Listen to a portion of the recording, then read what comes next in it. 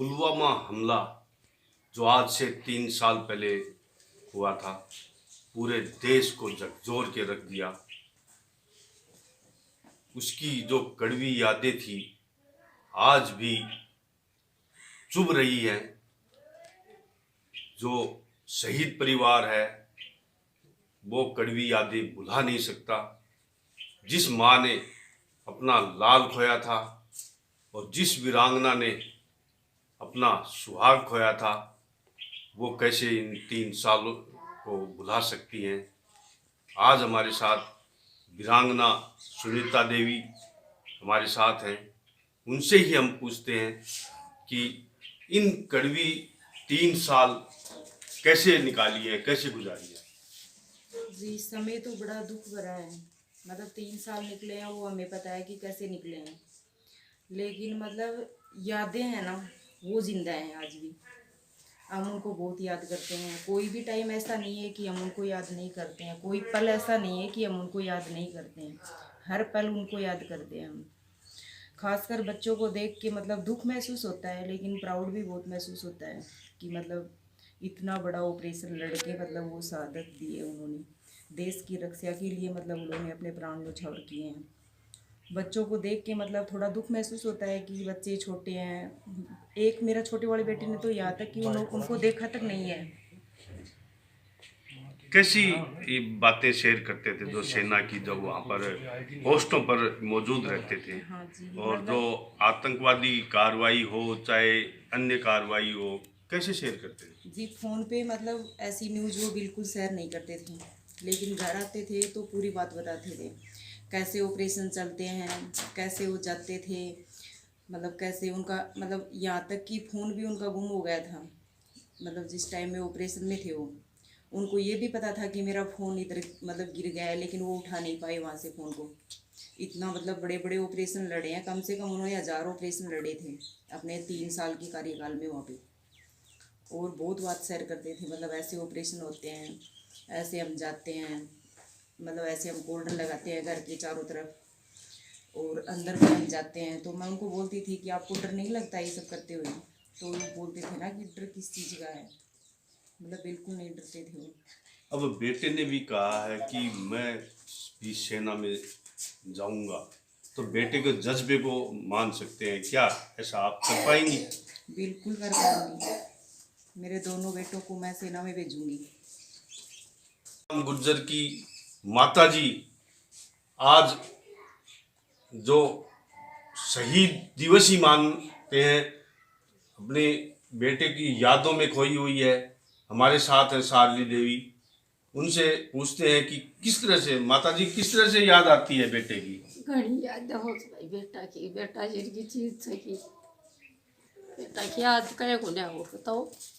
नहीं बेटो आऊं तो जब के सेवा करया करतो तारी? मेरी बेटो घनी सेवा करतो, कपड़ा ला दे तो खाणू खुआ तो सेवा अच्छी करतो मेरे बेटो। अब बेटो कटे गयो मेरो सिर कार ले लियो। माता जी, दर्द हम समझ सकते हैं आपका। जो ये दर्द आंखों से होकर निकल रहा है, ये सरकार के जो वादे थे, जो किए गए थे, वो क्या पूरे कर दिए आपके? भी करेगा मरना तुम्हारी नौकरी लगाई बुन ने, अब लगा देंगा। कोई ना रोड को गलो, कोई ना स्कूल को, मेरे बेटा को नाम करा था स्कूल को, स्कूल को कौन करो कि रोड वही कैसा रोड भी कौन करी। इन नौकरी कर लगाई तो नौकरी कर कौन लगी, किमें कौन कर सरकार तो बेटो गयो। माता जी का दर्द हम आज समझ सकते हैं कि बेटे को खोने के बाद जो माँ का दिल होता है कितना कच्चा होता है, आज इनकी आंखों से निकल रहा है। बेटे की यादें जरूर आ रही है, लेकिन उससे भी ज्यादा सरकार ने जो वादे पूरे नहीं किए हैं, उनका दर्द इनकी आंखों में झलक रहा है। अब बेटा क्या जानना चाहो तुम? फौज केकरा को फौज में दुश्मनों को मारूंगा क्या मारो बेटा? बंदूक से मारेगा? कैसे? ऐसे। ऐसे? तो पापा जब छुट्टी आऊं था, जब केले आया करता फिर मिठाई के डब्बे और मिठाई और कपड़े। अब कौन सी क्लास में हो गया तू? सेकंड। हमें जो जितने भी शहीद हुए हैं उनको सभी को मैं श्रद्धा सुमन अर्पित करता हूँ। ये तीसरी पुण्यतिथि आने को है। जो आतंकवादियों ने हमला किया, ये बहुत ही भारत के लिए बहुत ही बड़ा एक शोक का विषय था। बहुत दर्दनाक घटना हुई थी। इन्होंने काफ़ी आतंकियों को ढेर भी किए। इसमें हमारे राजस्थान के झुंझुनू जिले के खेतड़ी विधानसभा के टिब्बा के शिवराम गुर्जर भी शहीद हुआ था। जब वो शहीद हुआ था उस समय भी आया था। अभी उनको केंद्र सरकार से जो मिलना चाहिए जो भी सहायता नियमानुसार वो इनको मिल चुकी है। तो सुना ये है इनके घर वालों से कि केंद्र की सरकार की जो भी सुविधाएं हैं वो मिल गई शहीद की। बाकी राज्य सरकार ने अभी इनको शहीद की जो भी सुविधाएं मिलनी चाहिए थी वो अभी नहीं मिली हैं। तो मैं सरकार से, मुख्यमंत्री महोदय से निवेदन करना चाहता हूं कि जैसे भी इनको समाचार मिले तो शहीदों में राजनीति नहीं होनी चाहिए। शहीदों हमारे देश की सुरक्षा करते हैं। शहीद की कोई जाति नहीं होती, शहीद सबका होता है। उनको उनकी सहायता दी जानी चाहिए और मैं भी कोशिश करूंगा पूरी कि इनको जितनी भी जो सहायता बाकी है निश्चित रूप से दिलवाने की कोशिश करेंगे।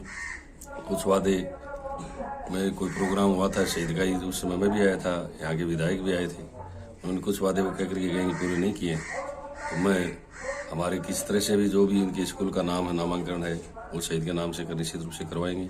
कोई भी इनकी अन्य तकलीफ है जो भी है वो इनको पूछ करके उनकी वो पूरी करवाई जाएंगी। मैं शहीद परिवारों को ईश्वर से ये प्रार्थना करता हूँ कि उनको ऐसी शक्ति दे कि उनको महसूस ही नहीं हो कि हमारा शिवराम हमारे बीच में नहीं है। और हम लोगों को भी और हमारा भी सबका भी फर्ज बनता है कि जो शहीद होता है उसके परिवार के बीच में हम रहें, उनका साथ दें, सहयोग करें। ईश्वर से भी यही मैं प्रार्थना करता हूँ।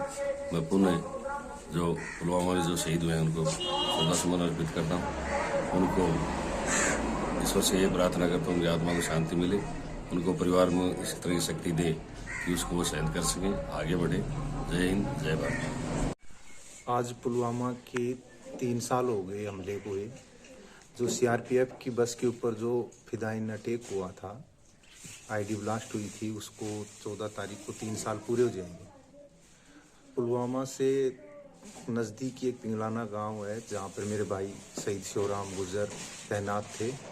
और जो बस के ऊपर अटैक हुआ था वो मिलिटेंट वहीं जाके छुप गए थे पिंगलाना गांव में, और वो क्यूआरटी के अंदर थे। और इनको जैसे ही पता चला ये वहां जा कर के उन्होंने ऑपरेशन रक्षक चलाया गया था। उस ऑपरेशन में इनकी क्यूआरटी की टीम गई थी और वहां पे इन्होंने ऑपरेशन 17 तारीख को लॉन्च किया था। 14 तारीख को सीआरपीएफ पे हमला हुआ था और 17 तारीख को पिंगलाना गांव के अंदर जो एक मिलिटेंट था कामरान गाजी, जो आईडी ब्लास्ट का स्पेशलिस्ट था, वो वहाँ छुप गया था। और इन्होंने अपनी क्यूआरटी को लेके वहाँ गए थे 17 तारीख को रात को। ये ऑपरेशन 17 को ही लॉन्च हो गया था। और उस कामरान गाजी के साथ में और मिलिटेंट थे, इनके साथियों ने और इन्होंने मिलके उनको मार गिराया। और उसी दौरान इनके साथी मेजर डुडियाल और अन्य 5 और भाई साहब ये शहीद हो गए।